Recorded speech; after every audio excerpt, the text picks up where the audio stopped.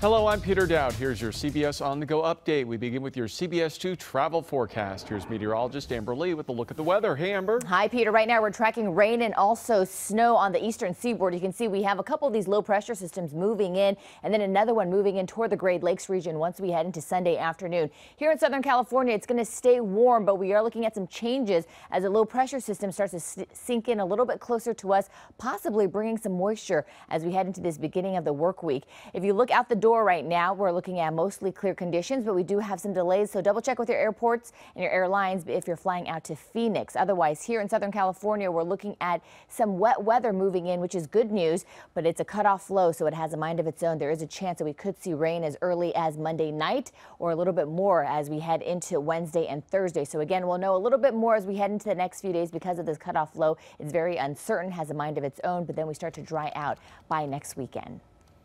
Medical marijuana has been used for years to treat a variety of ailments, including pain relief. And now some UCLA researchers are pondering whether pot could help people off opioids. CBS 2's Joe Kwan spoke with one doctor now leading the effort.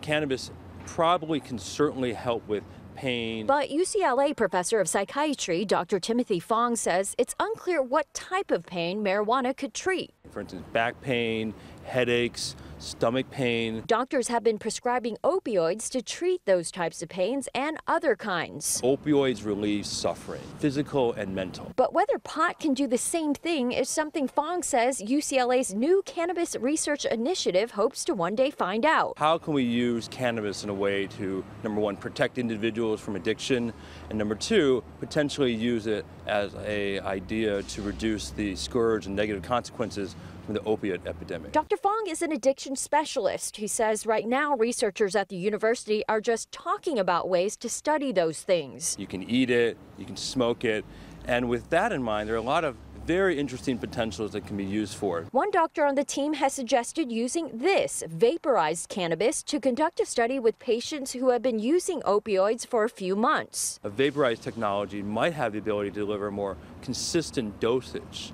It might also be regulated easier. Dr. Fong says the biggest hurdles to getting that idea into a lab would be time, money, and staff, but he does expect to start a study this year. He says the limited research that does exist shows THC and other cannabinoids in the body can be pretty effective for pain control. The same limited research also found marijuana users can also fall prey to the same problem associated with opioids. We know for certain it can cause addiction. So he says whether weed can wean people off opioids is still far from answers. Maybe one day we'll know. In Westwood, Joe Kwan, CBS 2 News.